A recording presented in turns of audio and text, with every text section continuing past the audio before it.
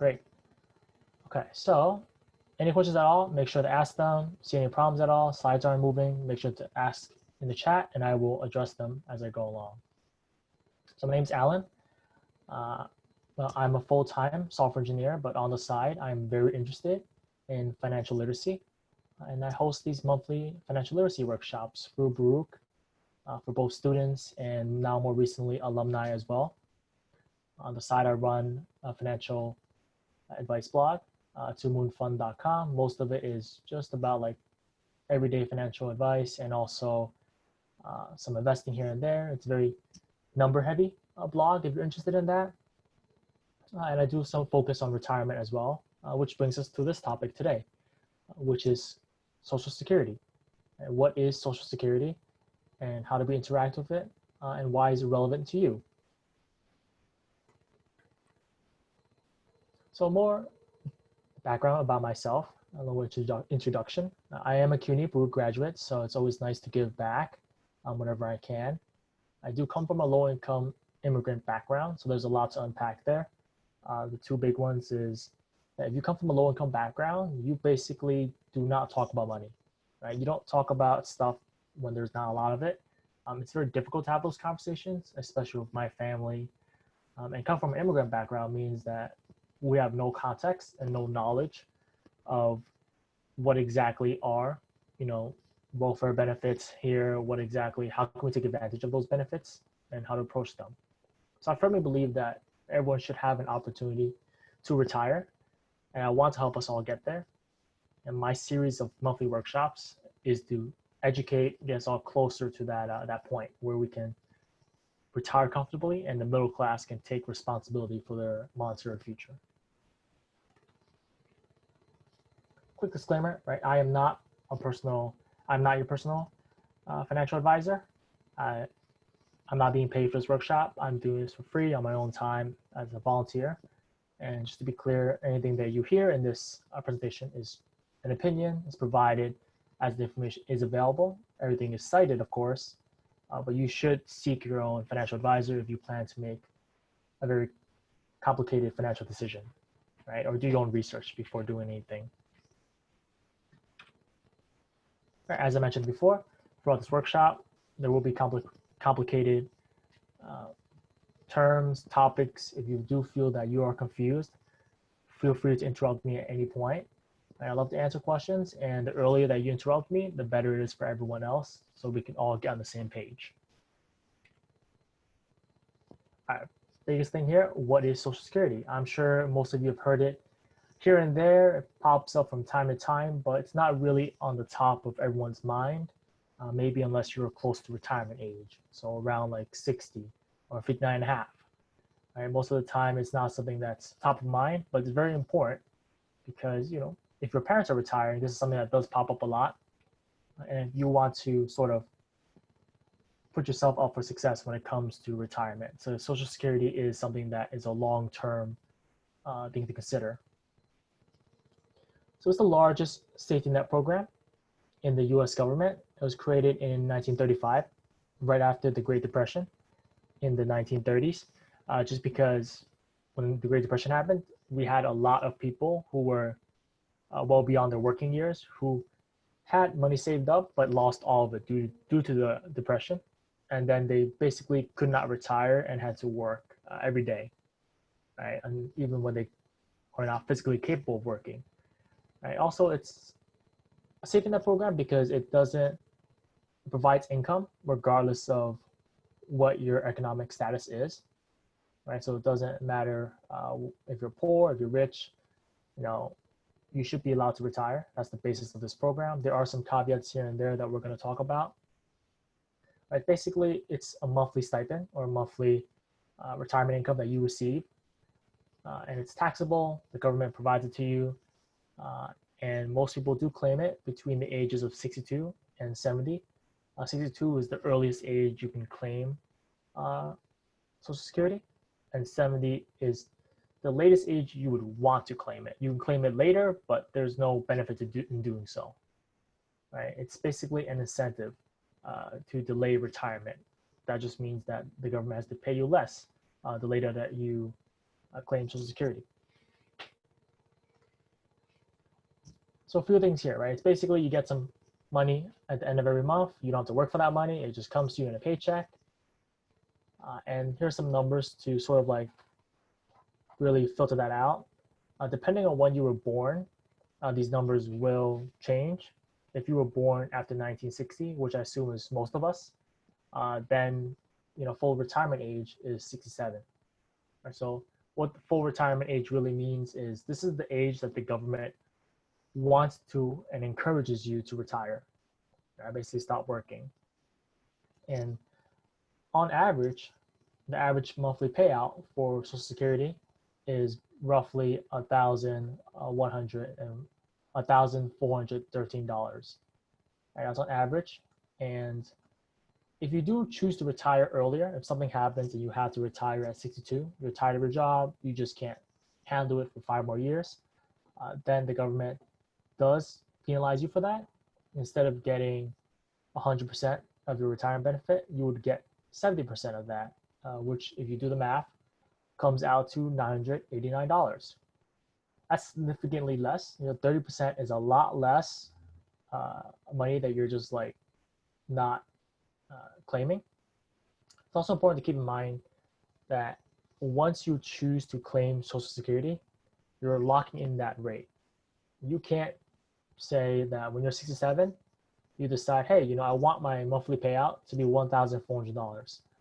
If you choose to claim Social Security at 62, you lock it in at $989 for the rest of your life, right, until you pass away. And that can be difficult because you're basically taking less money for a longer period of time. Right? And the incentive is that the government will have to pay you for less years, so they will pay you more if you claim Social Security at a later date. Right, so you really have to think about how long you're going to live and really make careful considerations on when you decide to claim Social Security. And all the ages between 62, like 60 and 70, like 63, 64, 66, they all have their own percentage, their own multiplier. I've linked the links in the description for the slide, so if you're curious, check them out. But basically, you want to make sure that you get as much as you can. And if you choose not to get that much, make a careful judgment when it comes to that. So as I mentioned, Social Security is the largest safety net program in the United States. Right? It manages roughly $2.5 trillion. That's a lot of money that we have to pay out to people who are, in their elderly years, and we have to pay them until they pass away. Right? All this money has to come from somewhere, and if you can take a guess from the picture I put here, it comes from taxes. That's where it comes from. For anyone who's actually worked here, part-time, full-time, or had internships, and they received a paycheck, chances are you were taxed. And it's at a federal level, Social Security taxes are applied to your paycheck. Right? If you take a closer look at your paycheck, you should always take a close look at your paycheck. Just side tip for everyone: your paycheck is not always accurate because a human is, human resources will calculate your paycheck. Sometimes it can be wrong. Right? So always, every time you get a paycheck, be sure to check it out. Be sure to make sure that everything is accurate. Do the math yourself because in the end, it's your money. All right, but back to the topic. When you look at your paycheck, you're going to see a line on the paycheck that basically says OASDI tax, and that translates to Old Age Survivors and Disability Insurance tax. Basically, this is how the U.S. government pays for Social Security. You pay these taxes, and these taxes are placed into the government to hold onto that money until you do retire, and then they'll pay out that benefit to you on a monthly basis. If this tax is set at 6.2%, it's paid by us, the employees, and half of that is paid by the employers, right? So in total, we pay 12.4% in taxes for Social Security, including both us and the employers. So that's actually a big chunk of money that's actually going to the government when it comes to paying for Social Security, because it is very expensive.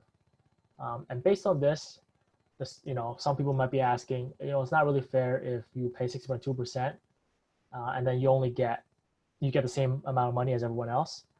That's where it gets interesting, because if you pay 6.2% of your income, if you have more income, you pay more money. Right? So it's only fair that you get a higher Social Security payout at the end of the month, which is accurate. Right? You get Social Security based on the amount of taxes that you paid. We're going to dive more into this a little bit later. But basically, the more money you make, the more dollars you pay in Social Security taxes. And also, it means the more money you get back when you do choose to retire.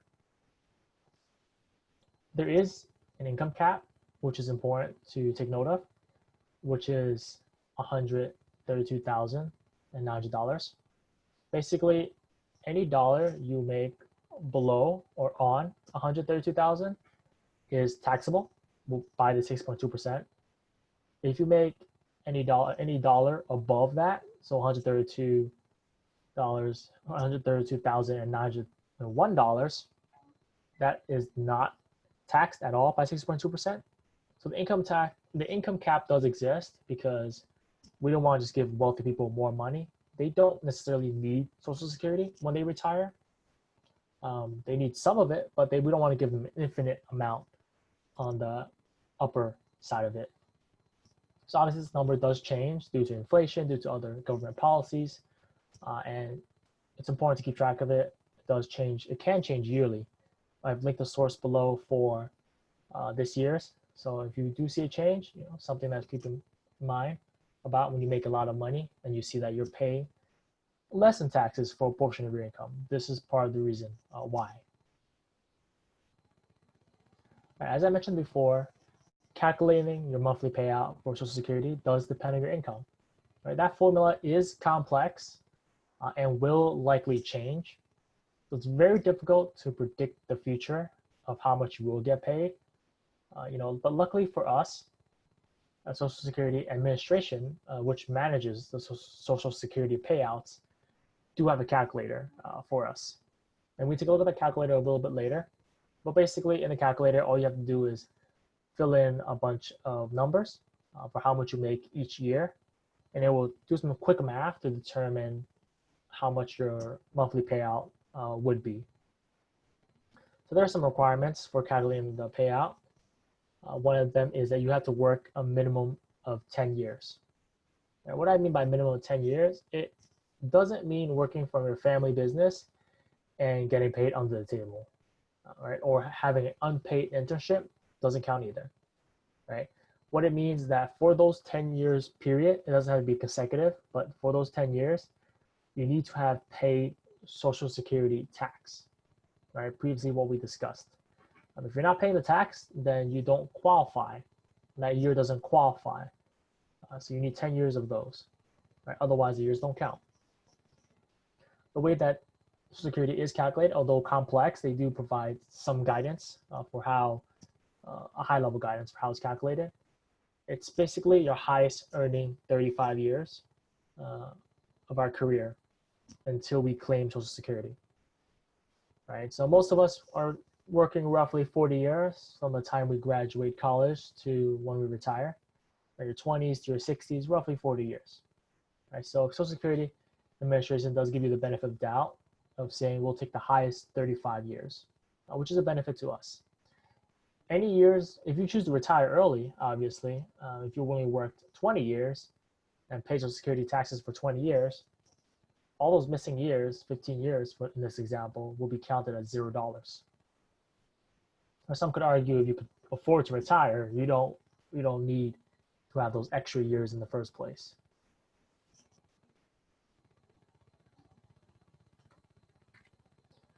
A big question that does come up whenever you first Google Social Security is Social Security sustainable?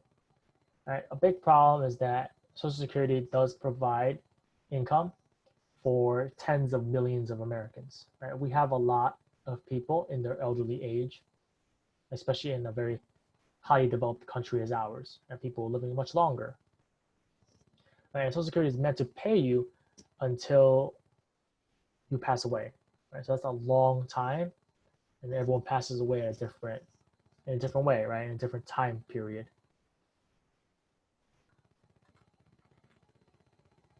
And the answer is yes, it's sustainable, sort of. Right? We need to look at some data to really understand where this is going, and this will help you when it comes to really understanding, will Social Security be there? We see a lot of things saying, Social Security is going to disappear, it's not going to be there anymore. The news makes a whole big deal about Social Security disappearing altogether. Not true. It's going to be there, maybe in a different form.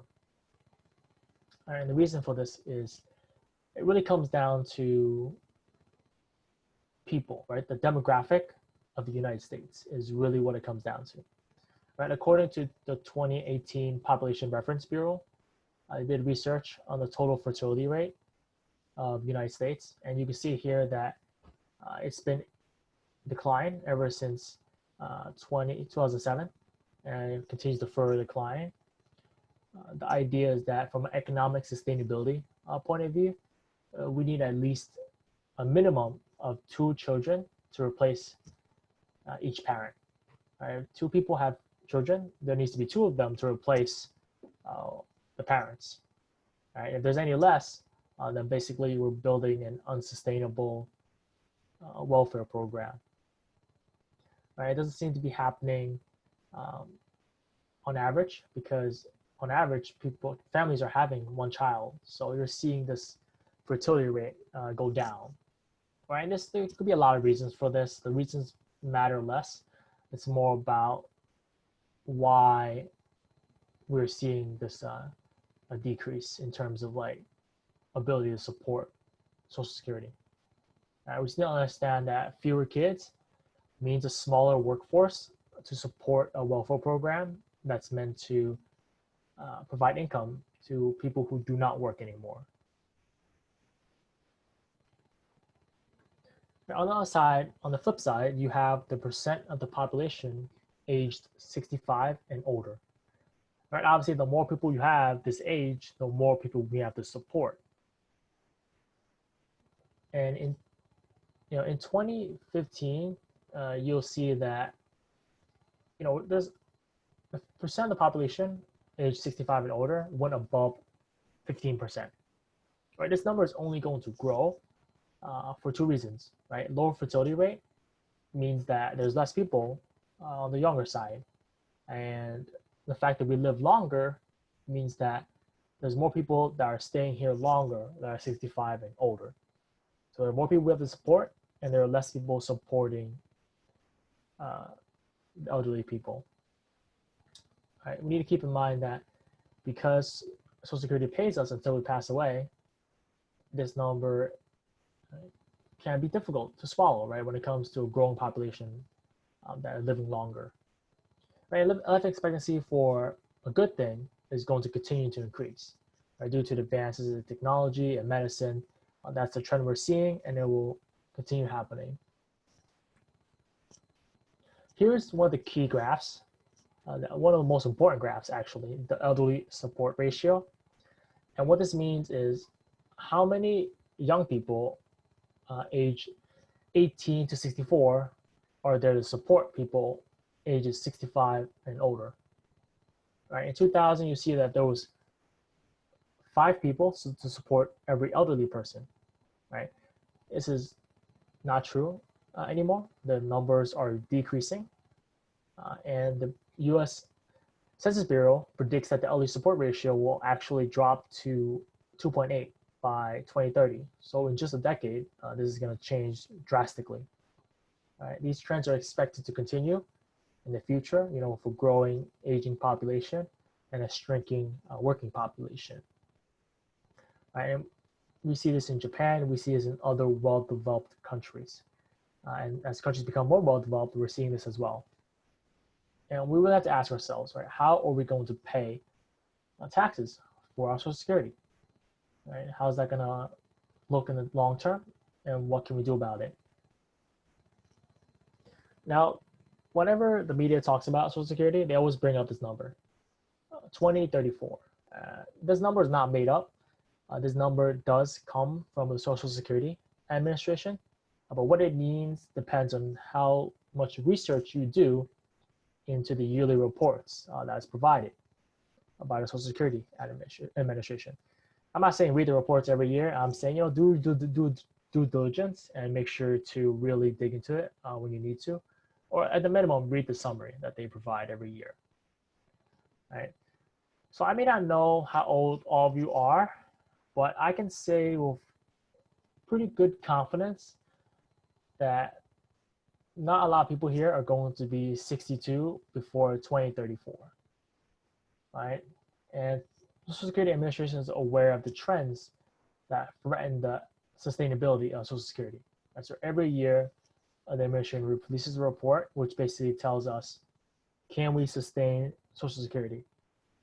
And 2034 is the year that we cannot sustain Social Security.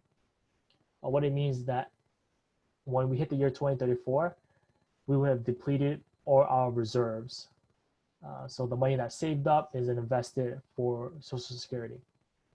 So every year after 2034, the money that comes in from the working population will go out to pay benefits for people who are retired already.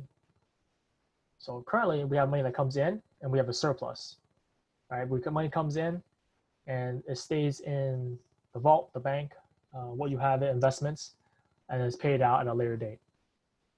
At a certain point, that's not going to be true anymore.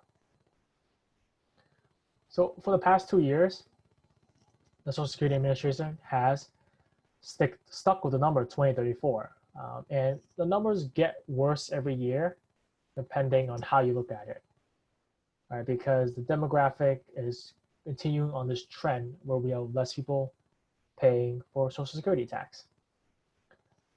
And just be clear, the depletion of reserves for Social Security does not mean we do not get any Social Security. It means we get less Social Security.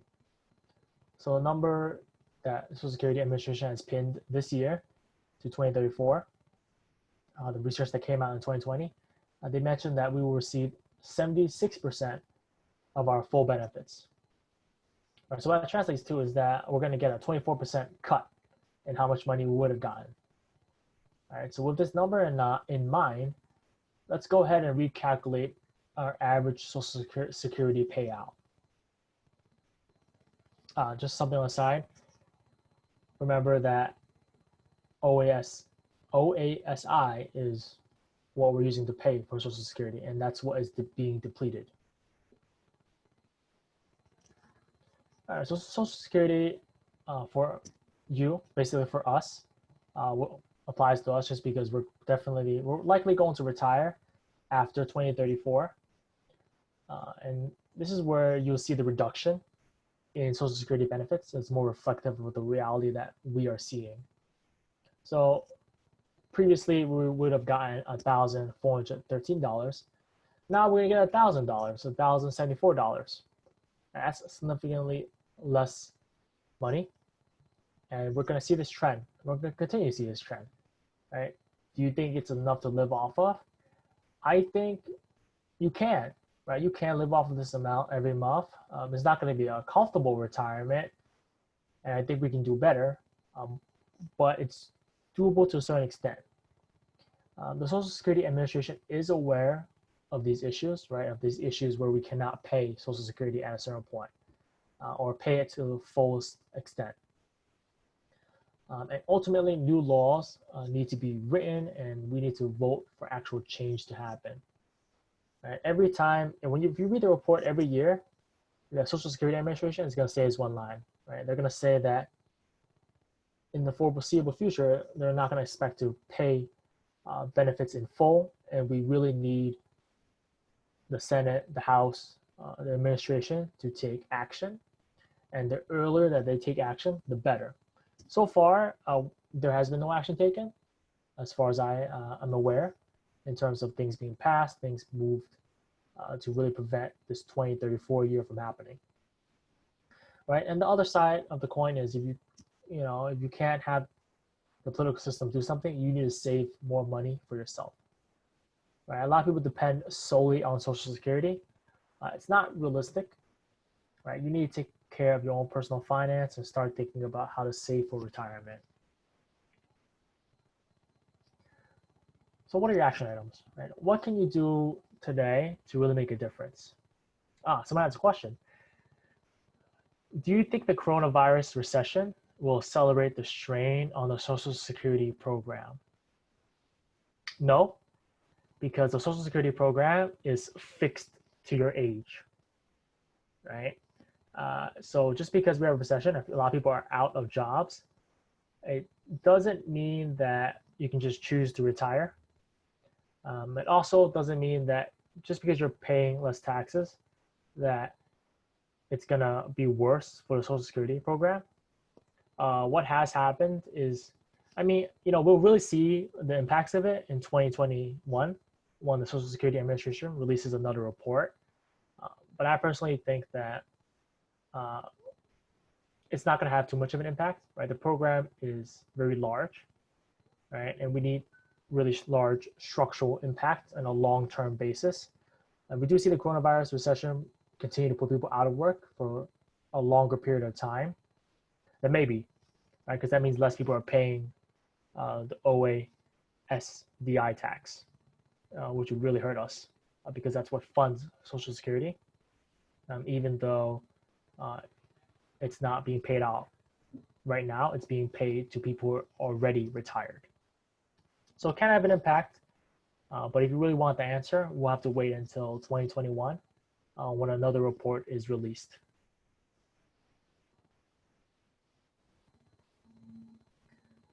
All right, so in terms of action items, I really think that politicians really need to take a step up here. They need to look at Social Security benefits, and we need to take better care of our finances.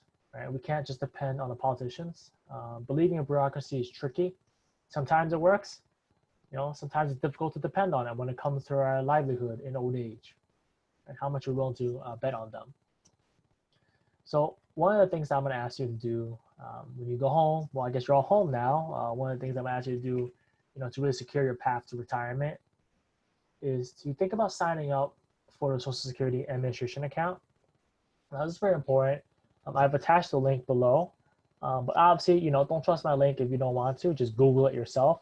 It's ssa.gov. Very important that you check out the Social Security Administration website. It's a great website, very user-friendly. And the purpose of this website is to help you figure out how much money you'll get in Social Security and how they came up with that number. All right, so if I log on to the Social Security Administration today, I can see all the years that I've paid taxes, how much money did I make that year, and they'll try to estimate my benefit. Right, so this is to help you make sure that you get the amount that you deserve. And remember that the Social Security payout is entirely based on your salary and your taxes. Right, so always be sure that it's being calculated correctly. They can make mistakes. It's the government. It's ran by a bunch of humans. So sign up for an account. They're gonna ask you for a bunch of sensitive information. Obviously your Social Security. They're gonna do some validation. So it's not a quick process per se, but it's like 30 minutes, 20 minutes, depending on what kind of security questions you have to answer. But do this on your own personal Wi-Fi. Don't do this on open Wi-Fi. It's always good to have this account handy because then you can see all this information about Social Security and how it impacts you in the long term. And the second thing is to start investing for retirement, right? Just because you're in college and you don't have a constant flow of income doesn't mean you can't invest. Right? You want to make sure that when you retire, you're not relying on solely Social Security alone, because it's not enough, right? We did the math, we saw it's not enough. Don't try to fool yourselves in thinking it's enough. It's not going to be. Right? When you start investing for retirement, we need to think about putting our money into 401ks when you start working, into an IRA that you can do right now, individual retirement accounts. Start thinking about pensions when you think about a long-term job position. Think about real estate, etc. Really try to figure out how you can retire because when you're 50, it's going to be real tough when retirement is right around the corner. The earlier you start, the better. Right? The goal of this action item is to help you save and invest the money so that by the time you retire, you have a comfortable retirement.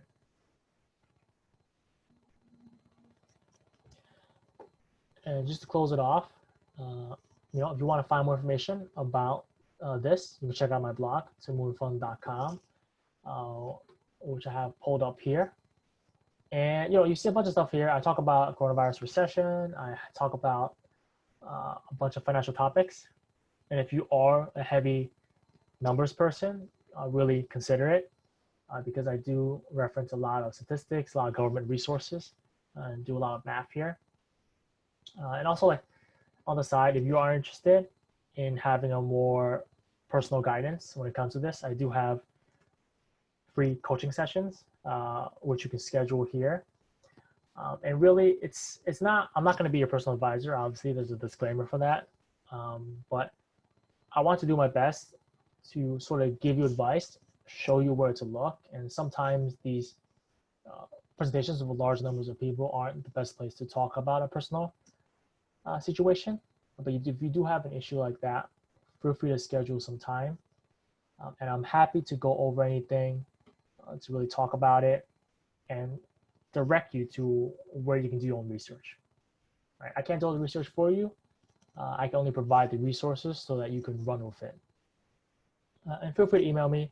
People have emailed me for all sorts of things, and I'm always able to sort of lead you to the right path or provide an answer or get you started in your research. Right? And I also have a YouTube link. You can check out my own YouTube channel where I do have presentations that I do outside of Baruch. But if you are curious about my old presentations from Baruch, I do have some of that here. So Star Career Development Center does publish my workshops, and they will publish this one as well. But the latest one that they have up for me is about credit score and credit cards. And I also have a bunch of other people doing workshops. So feel free to check it out if you're curious about credit scores and credit cards. I do have one about investing for retirement that I know that they're working on right now. So hopefully it'll come up soon. You can check that out as well. But yeah, the slides will be shared. Mike will share them. And I also have a workshop coming up, the basics of filing for taxes. So if you're all curious about filing for taxes, you all should be, because filing for taxes is very important. I do have that workshop on July 22nd at 5 p.m.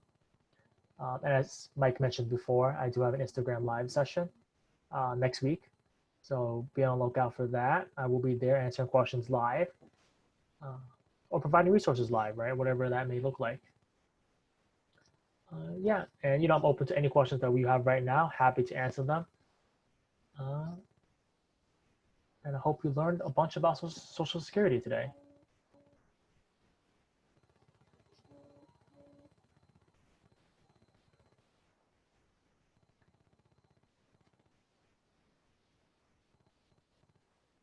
I'm glad you enjoyed the workshop.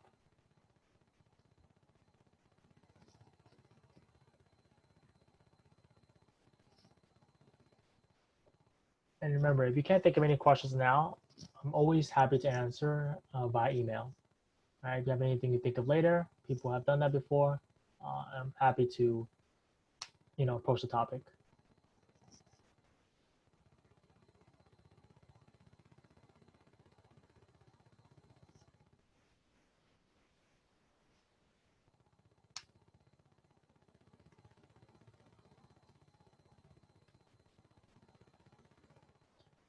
All right.